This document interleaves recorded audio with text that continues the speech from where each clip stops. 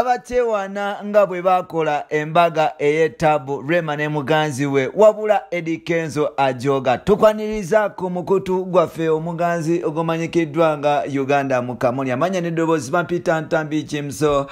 Rich Boy Maxud Junior obadde okimanyi nti Edilisa Musuuza alaze eyali muganzi we Rema n'amakula ku gata ne bawe Dr. Hamza Sebunya nti ye amazi mawanvu oliwaddemu kuba nti osubscribinga netuba nti tutambula fenna muganda wange atondawo kuba nti osubscribinga nawe eyasubscribinga edda nkugamba nti weebale nnyo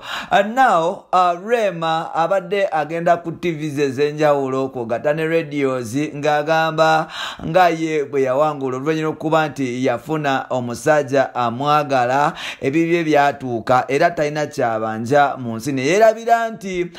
nti ye yajja mu industry eno kumumanya twamumanya ng'omuyimbi wabula tetwamumanyanga mukyala Edilisa Musuuza oba mukyala Dr. Hamza Sebunya so n'olwekyo Rema bw'atyo yagenda mpola oluvannyuma okuba nti yasalawo okuba nti ayagala Dr. Hamza Sebunya n'okuba nti amufumbirwa yeerabira omulimo ogwamuleeta n'ogumuliisizza ogumuvuuzizza emmotoka ez'akabi ogumufunidde abasajja ab'ettabu kwogata okumutambuza amawanga ag'enjawulo gwo omulimu gw'engamba ogw'okuyimba nti yagwerabira ate nga Edilisa Musuuza mukufuna Rema yasigala nga era agenda mu maaso n'okukola emirimu gye mpolampola era ne Rema bwe yasazeewo okuba nti yamukyawa ate kyamuganye okuba nti agenda mu maaso ng'akola emirimu gye egy'okuyimba n'okusanyusa abantu kwogata n'okwewangulira agalabo now nga Rema n'amakula akyanoonya comeback hit okuba nti yakomawo mu matu g'abantu because abadde talinawo oluyimba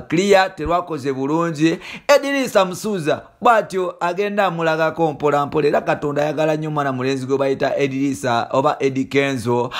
nga gwamuwalana okola kyabwerere era naawe asuubira okumuwalana ngamba nti Katonda gwe yawa n'ennume ezaala Edilisa bamuyita Golden Boy of Uganda, Golden Boy of Africa, first Ugandan artist okufuna million subscriber ku YouTube mbwe kityo mu ati oba creativity ye mu ati we nabwe kityo YouTube yavuddeyo neba nti emuwa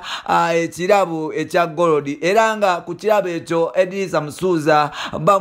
bamwereddeko n'omutema gwa ssente kyasikirizibwa ne gavumenti ya Uganda okuba nti emupiikingayo yonna gyali okuba nti emukomyawo wano ku butaka abeere nti yacelebratinga mpolampola era nga Edilisa Musuuza alina ebyafaayo byagenda nga ateekawo mpolampola kino nno kikuba ebituli mu bantu abaali basekerera Eddie Musuuza abaali bamuyita Feriambo olw'okuba Rema yagenda kwogata ne Dr. Hamza okuba nti amunyagako omukazi bino nno byampuna eno duniya etumaliramu bwereere olwaleero gwakalina enkya kaba wa mulala akagoba ka Edilisa Musuuza muganda wange ye first Ugandan artist okuba nti yafuna BET Award, first Ugandan artist okuba nti yafuna BET Award, first Ugandan artist okuba nti yafuna Nickelodeon Award, first Ugandan artist okuba nti afuna 1 million followers on YouTube and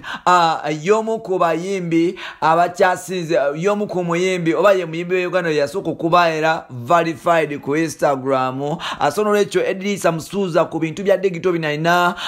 trend nene nnyo gya settings mwe mugamba mbu teyasoma Edilisa Musuuza abagenda nga abaprovinga wrong mpolampola Rema ne muganzi we tebakyayogera because omusajja yeyita Golden Boy ate nga bo ebintu achivinga musically bo bali awo mu mawulire tebalina kye bakola okujjako okuba nti beekubya obufaananyi nga beeriisa obuyembe kwogata n'obuceere obwalayisi no Rema yalekera okuba nti yakola omulimu gw'ogwendongo nti kati yajja okuweebeeta kagundi ka musajja n'okuba nti akwatirira omusajja akabuto butaka akajjirira kikulaga nti hard working boy Edilisa Musuuza atekinze over kino nno kikulaga nti Edrisa Musuuza amazzi mawanvu ngoma nene